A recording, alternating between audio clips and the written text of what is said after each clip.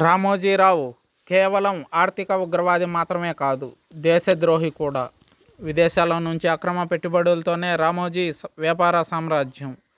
మార్గదర్శి, ఈనాడు, dolphin hotels, GJ Reddy పెట్టుబడులు. ఆ నిధులన్నీ విదేశాల నుంచి అక్రమంగా తెచ్చినట్లు వెల్లడి. అప్పట్లోనే జీజే రెడ్డిపై దేశద్రోహం కేసు. దేశం విడిచి పారిపోయిన జీజే రెడ్డి, ఆయన ఆస్తులు స్వాధీనం చేసుకున్న కేంద్ర ప్రభుత్వం, ఆయన పేరిట మార్గదర్శిలో ఉన్న షేర్లను అప్పగించని రామోజీ. వెన్నుపోటుకు మారుపేరైన రామోజీ తన చేతివాటాన్ని ప్రదర్శించారు. వాటిని తన కుటుంబీకుల పేరిట బదిలీ చేసుకున్న రామోజీ. విభ్రాంతి కలిగిస్తున్న రామోజీ అవినీతి విరాట్ స్వరూపం. ఆయన శ్రీ మహావిష్ణు అవతారాన్నే మించిపోయారు.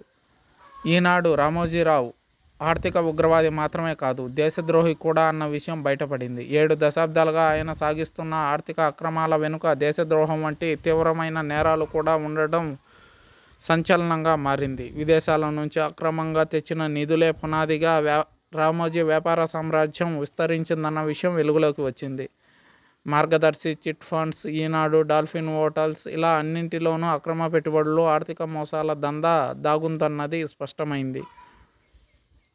రామోజీ దేశద్రోహం అనంతర కాలంలో జీజే రెడ్డిపై దేశద్రోహం కేసు నమోదైంది. దాంతో ఆయన దేశం విడిచి పారిపోయారు. కానీ ఈ కేసు విషయంలో ఆయన ప్రధాన ప్రమోటర్గా ఉన్న మార్గదర్శి, చిట్ ఫండ్స్ను మాత్రం కేంద్ర ప్రభుత్వం విచారించకపోవడం గమనార్హం.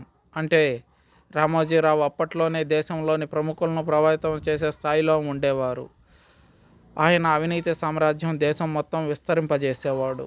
జీజే రెడ్డి దేశం విడిచి పారిపోయిన తర్వాత ఆయన ఆస్తులను కేంద్ర ప్రభుత్వం స్వాధీనం చేసుకుంది. కానీ మార్గదర్శి, చిట్ ఫండ్స్, ఈనాడులో ఆయన పేరిట ఉన్న షేర్లను మాత్రం రామోజీరావు కేంద్ర ప్రభుత్వానికి సరెండర్ చేయలేదు. చట్టానికి వ్యతిరేకంగా తన వద్దే అట్టిపెట్టుకున్నారు. అది తీవ్రమైన దేశద్రోహ నేరం. అంతేకాదు, జీజే రెడ్డి దేశం విడిచి పారిపోవడానికి రామోజీ సహాయం చేశారని కూడా అప్పటి పరిణామాలు నిశ్చితంగా పరిశీలించిన వారు చెబుతుండడం గమనార్హం. ఆ కేసులో ఇతర నిందితులు ఈ మేరకు వాంగ్మూలం ఇచ్చిన విషయాన్ని గుర్తు చేస్తున్నారు. ఈనాడు, డాల్ఫిన్ హోటల్స్లోనూ జీజే రెడ్డి పెట్టుబడులు. రామోజీ ప్రధాన వ్యాపార సంస్థలైన ఈనాడు పత్రిక, డాల్ఫిన్ హోటల్స్, మార్గదర్శి, చిట్ ఫండ్స్, రియల్ ఎస్టేట్ వంటి వాటిల్లో జీజే రెడ్డి ప్రముఖంగా పెట్టుబడులు పెట్టినట్టు తెలుస్తుంది. అయితే తదనంతర కాలంలో జీజే రెడ్డి కుటుంబ సభ్యులను మోసం చేయడంలో రామోజీ సక్సెస్ అయ్యారని చెబుతున్నారు.